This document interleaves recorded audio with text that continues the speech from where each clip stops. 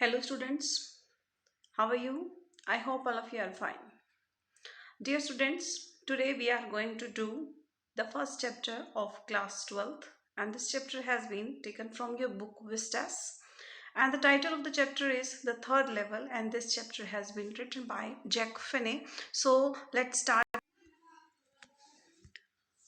Charlie, 31 years old, claims that there exists a third level in the Grand Central Station, even though presidents of major railroads in New York deny its existence.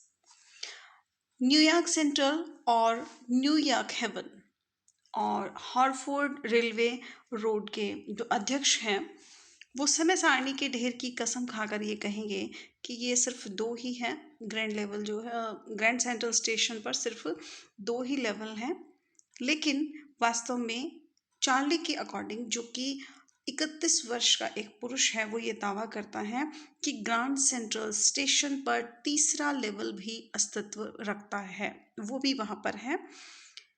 हालांकि जो presidents हैं वो इस चीज़ से मना करते हैं। When he consulted a psychiatrist, the psychiatrist, to the annoyance of Charlie's wife, concluded that Charlie was unhappy. So, जब चार्ली ने अपनी इस प्रॉब्लम को अपने साइकेट्रिस्ट दोस्त सैम के साथ में डिस्कस किया, तो जो मनोचिकित्सक था उसने चार्ली की वाइफ से बात की और निष्कर्ष रूप में उसने चार्ली की पत्नी को बताया कि चार्ली जो था वो बहुत ज़्यादा उदास था, दुखी था, परेशान था। The psychiatrist whose name was Sam believed that for Charlie the third level was a medium of escape from the world. मनोचिकित्सक जिसका नाम सैम था, उसका ऐसा विश्वास था, उसका ऐसा मानना था कि चार्ली जो है वो थर्ड लेवल को एक मीडियम ऑफ एस्केप, बचने का एक माध्यम के रूप में उसको देखता है। कहने का मतलब वो संसार में बहुत ज़्यादा फ्रस्ट्रेटेड हो चुका है। जिस तरह से कोई भी व्यक्ति आधुनिक संसार में असुरक्षा, भय, युद्ध, चिंता और इसी तरह की जो बातें इस दुनिया में भरी हुई हैं, तो इन सब चीज़ों से परेशान है और इन चीज़ों से छुटकारा पाना चाहता है। तो उसी तरह से जो सैम है वो भी थर्ड लेवल को देखता है, मतलब वो किसी ऐसी जगह की तलाश में है जहाँ पर उसे इन सब चीज़ों से छुटकारा मिल सके। सो इस माध्यम के रूप में वो थर्ड लेवल को, तीसरे लेवल को देखता है। And that is the temporary refuse from reality, means वो वास्तविकता से कुछ टाइम के लिए भागना है, कुछ टाइम के लिए छुटकारा पाना है। Charlie's friends concurred with the doctor using his hobby of stamp collecting as proof. Charlie के जो दोस्त हैं वो भी इस बात का निष्कर्ष निकालते हैं, वो भी इस बात से पूरी तरह से सहमत होते हैं कि मतलब वो एक दावा ये करते हैं कि जो वो स्टैम्प कलेक्टिंग करता है, टिकटों का जो संग्रहण करता है, वो इस बात का सबूत है, जो उसकी एक हैबिट है। Charlie, however, disagreed. He states that his current stamp book is an inheritance from his grandfather who, living in a peaceful time, did not require any escape from reality. However, लेकिन फिर भी जो Charlie है वो उनकी बात से सहमत नहीं हुआ और वो अपनी बात को ये सिद्ध करते हुए कहता है कि मतलब जो वर्तमान में जो वो स्टैम्प कलेक्टिंग कर रहा है वो उसने अपने दादाजी से उत्तराधिकार में प्राप्त किया है। कहने का मतलब उसके दादाजी को भी बहुत शौक था टिकटें इकट्ठा करने का, और जो दादाजी थे वो एक बहुत ही शांतिमय समय में जीवित रहे। उस टाइम का जो बात करें उस टाइम की, तो वो टाइम बहुत ही ज़्यादा शांतिपूर्ण था और उस टाइम में उनको वास्तविकता से बच निकलने की, भागने की कोई ज़रूरत भी शायद नहीं थी। सो वो अपनी बात को इस तरह से प्रूव करने की कोशिश करता है। He then narrates his experience at the Grand Central Station. अब वो अपने दोस्तों को, अब उसका जो ग्रैंड सेंट्रल स्टेशन पर जो उसका अनुभव होता है अपने मित्र सैम के साथ में और अपनी पत्नी के साथ में, उस बात को शेयर करता है, उनको अपना वो अनुभव बताता है। One summer evening, while traveling home, he got lost in Grand Central Station. गर्मियों की शाम थी जब वो अपने ऑफिस से वापस लौट रहा था यात्रा करके, तो वो ग्रैंड सेंट्रल स्टेशन पर जाकर के मतलब कहीं पर खो जाता है, मीन्स वो भटक जाता है. He walked down 2 levels just like everyone else. Then he found himself in a corridor which seemed different to the others. उसके बाद वो चल करके नीचे 2 levels को पार करके नीचे जाता है जैसे कि सभी लोग करते हैं, और उसके बाद वो अपने आप को एक ऐसे कॉरिडोर में पाता है जहाँ पर उसको सभी लोग बिल्कुल डिफरेंट लगते हैं, बिल्कुल अलग दिखते हैं. Quite unexpectedly he came upon the 3rd level. मतलब पूरी तरह से आशा के विपरीत, उसको उम्मीद नहीं थी और वो नीचे 3rd level पर पहुंच जाता है. This level was lit by flickering gas lights and had brass bowls on the floor. अब ये जो तीसरे लेवल पर वो पहुंचता है तो उसको वहाँ पर जगमगाती हुई, कभी जलती कभी बुझती हुई इस तरह की गैस लाइट्स उसको दिखाई देती हैं, और उसको ब्रास का एक उनके कुछ बाउल्स जो हैं वो फ्लोर पर रखे हुए दिखते हैं. Quite unexpectedly, in this picture you can see the flickering gas lights and also the brass bowls. He also saw people dressed in 1890 clothing. He also spotted a courier and ice locomotive. उसको वहाँ पर 1890 के आसपास का जब time था तो लोग जो दिखाई देते हैं तो वो 1890 में जिस तरह के लोग कपड़े पहना करते थे तो कुछ उस तरह के कपड़े उस टाइम पर लोगों ने पहने हुए थे जो उसको वहाँ पर दिखाई दिए. और उसके बाद उसको करियर एंड ईव्स कंपनी का एक वहाँ पर एक इंजन जो है वो भी उसको दिखाई दिया जिसकी पीक जो थी बिल्कुल चिमनी के जैसी थी.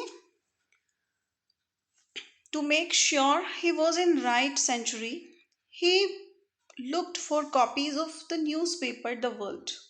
अब अपनी बात को निश्चित करने के लिए मैं मतलब वो जो सैम था वो जो हमारा नरेटर था चार्ली, वो अखबार वाले एक लड़के के पास गया और वहाँ पर जाकर के उसने मतलब उसके पैरों के पास में रखे हुए अखबारों के जो ढेर थे उनके ऊपर नज़र डाली तो उन पर लिखा हुआ था द वर्ल्ड. इट मीन्स जो द वर्ल्ड न्यूज़पेपर था उसका प्रकाशन जो था वो कई साल पहले बंद हो चुका था, लेकिन जो न्यूज़पेपर वहाँ पर रखा हुआ था उससे उसने अंदाज़ा लगाया उस टाइम का. सो मीन्स जो बाद में उसने इस चीज़ की इन्वेस्टिगेशन की तो जो पब्लिक लाइब्रेरी थी उनकी फाइलों में उसको वो न्यूज़पेपर मिला, और वो न्यूज़पेपर जो था वो 11 जून 1894 को छपा हुआ था जो उसने ढेर लगा हुआ देखा था. The newspaper was dated June 11, 1894. It confirmed that he had traveled back in time. जब उसने लड़के के पास में अखबारों का ढेर देखा तो उनके ऊपर डेट डली हुई थी 11 जून 1894, और ये बात पूरी तरह से कंफर्म हो गई थी, सुनिश्चित हो गई थी कि वो टाइम ट्रेवल करके पिछले समय में पहुंच गया था. The author was excited. 1894 was a peaceful time before the 2 world wars. अब चार्ली को जब इस चीज़ का पता चला तो वो बहुत ज़्यादा एक्साइटेड हुआ, बहुत ज़्यादा उत्तेजित हुआ, और उस स्पेशली जब 1894 के समय में वो पहुंचा तो उस टाइम की अगर बात करें वो बहुत ही शांतिपूर्ण समय हुआ करता था. दोनों वर्ल्ड वॉर से पहले का टाइम. उस टाइम में लोगों के बहुत बड़े बड़े घर होते थे, बड़े बड़े लॉन, बड़े बड़े पेड़ वहाँ पर, और आज की टाइम से अगर कंपैरिजन करें तो 1894 में गर्मी की जो शाम होती थी आज की अपेक्षा कुछ ज़्यादा डबल टाइम की होती थी. लोग अपने लॉन में बैठते, सिगार पीते, बहुत ही शांति से एक दूसरे से बात करते, और जो लेडीज़ थी वो ताड़ के पत्तों से हवा करती. तो और उस टाइम में उस शांतिपूर्ण संसार में जो हर जगह पर जुगनू ही जुगनू दिखाई देते. तो ऐसे टाइम की बात करें तो ये टाइम जो था जो हमारा विश्व युद्ध हुआ, पहला विश्व युद्ध, और जो द्वितीय विश्व युद्ध हुआ तो दोनों विश्व युद्धों से काफ़ी टाइम पहले की बात थी ये। The author long to live in simpler times untouched by the ravages of Wars.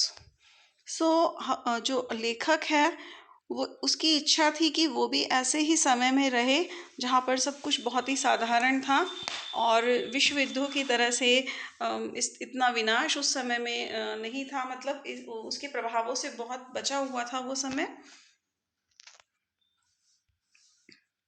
So he immediately decided to buy 2 tickets for himself and his wife Louisa. He wanted to travel to Galesburg, Illinois. अब जो writer है उसने तुरंत फैसला किया कि वो अपने लिए और अपनी पत्नी के लिए 2 टिकटें खरीदेगा, अपनी पत्नी लुइसा के लिए, और वो टाइम ट्रेवल करके गेल्सबर्ग इलिनॉइस में जाना चाहता था, तो वहाँ की वो टिकटें लेना चाहता था। However, at the counter, the clerk refused to accept his modern currency and threatened to call the police. So जब चार्ली ने क्लर्क को पैसे दिए, क्लर्क से मतलब किराए का जब हिसाब लगाया क्लर्क ने, तो उस टाइम पर उसने उस पैसे को लेने से मना कर दिया जो चार्ली ने उसको ऑफर किया था, क्योंकि उस टाइम में किसी और तरह का पैसा चला करता था, और अगर हम प्रेजेंट टाइम की बात करें तो इस टाइम में पैसे जो हैं वो थोड़े डिफरेंट तरह के हैं। तो उसने पैसा लेने से मना कर दिया और उसने धमकी दी कि मतलब तुम मुझे चीटिंग करने की कोशिश कर रहे हो, धोखा देने की कोशिश कर रहे हो और तुम अपने काम में सफल नहीं हो पाओगे।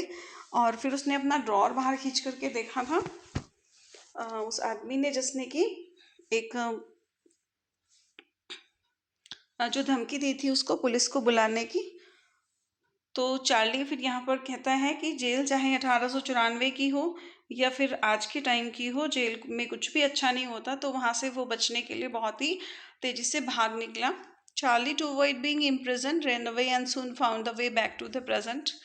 सो जल्दी से जल्दी, मतलब कि उसको जेल ना हो जाए, उसको पुलिस पकड़ ना ले, वो वहाँ से भाग निकला और उसने जो वर्तमान में आने का जो रास्ता था वो उसने ढूंढा।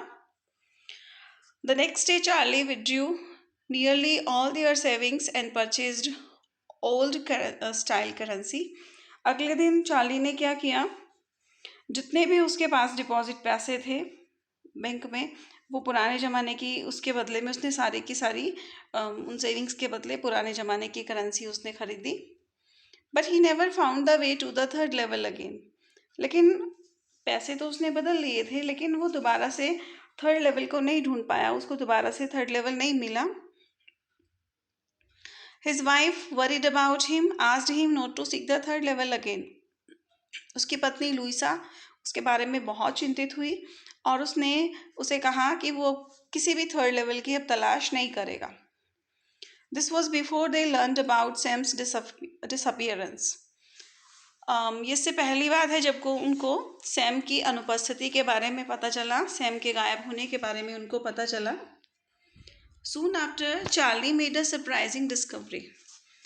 लेकिन पहले उसने डिसाइड कर लिया था, जब उसकी पत्नी ने उसको बोला कि वो और ज़्यादा तलाश नहीं करेगा, लेकिन एक रात को इकट्ठे किया हुआ जो उसका टिकटों का जो कलेक्शन था उस पर उसने बहुत ज़्यादा ध्यान दिया। तो उसने देखा, मतलब एक हैरानी वाली चीज़ जो थी वो उसके सामने आई। On one night, while looking at his stamp collection, he found a stamp cover dated from 1894. तो जब वो टिकटो को देख रहा था उस टाइम, उसको एक मतलब वहाँ पर एक लिफाफा ऐसा मिला जिस लिफाफे के ऊपर 1894 की मोहर लगी हुई थी। 1894 का टाइम उससे शो हो रहा था। Usually, when a new stamp is issued, stamp collectors mail the stamp to themselves to mark the date of issue.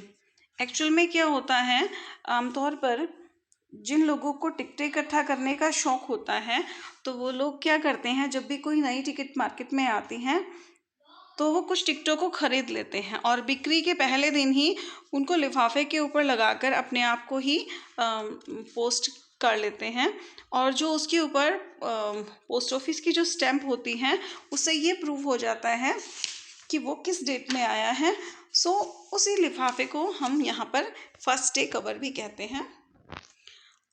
Someone had mailed a stamp from 1894 to his grandfather.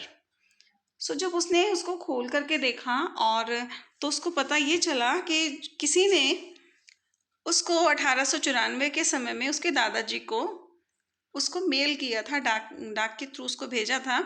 Charlie on opening the envelope वो surprise to discover a letter from Sam. Charlie ने जब उस लिफाफे को खोला, जो कि जब खोलने के बाद वो बहुत ज़्यादा हैरान हुआ, और उसको खोलने के बाद उसने क्या देखा कि जो वो पत्र आया था वो सैम की तरफ से था. इस चीज़ से उसको बहुत ज़्यादा हैरानी हुई. In the letter, Sam informs Charlie that he found a third level and has been living in Galesburg for 2 weeks. पत्र में सैम ने चार्ली को इन्फॉर्म किया था कि उसने थर्ड लेवल को ढूंढ लिया था, और वो उसको भी सलाह देता है कि मतलब मैं यहाँ पर 2 हफ्ते से रह रहा हूँ और ये खोजने के योग्य है. वो उसको बोलता है कि तुम जैसे मुझे कह रहे थे कि थर्ड लेवल है, सच में है. तुम भी इसकी तलाश करो, तुम्हें वो ज़रूर मिलेगा. और मैं तो थर्ड लेवल पर पहुँच चुका हूँ. और यहाँ पर सड़क पर एक आदमी खड़ा हुआ है, वो पियाने बजा रहा है, कुछ लोग पोर्च में खड़े हुए गा रहे हैं. कुछ लोगों ने मुझे लेमनेड के लिए इनवाइट किया है. वो कहता है कि चार्ली और लुइसा, तुम भी वापस आ जाओ और तुम इसकी खोज तब तक करते रहो जब तक कि तुम्हें ये मिल नहीं जाता. और मेरी बात मानो, ये खोजने के योग्य है. जो वो उसके अंदर से स्लिप निकली थी, उस स्लिप पर सैम के ही सिग्नेचर थे. He urged Charlie not to lose hope and to continue looking for the third level. और वो चार्ली से आग्रह करता है कि वो अपनी उम्मीद को ना छोड़े और थर्ड लेवल की जो उसकी तलाश है उसको करता रहे. कभी ना कभी उसको थर्ड लेवल ज़रूर मिलेगा. आई होप स्टूडेंट्स आपको चैप्टर समझ आया होगा. Thank you for listening to me and take care all of you.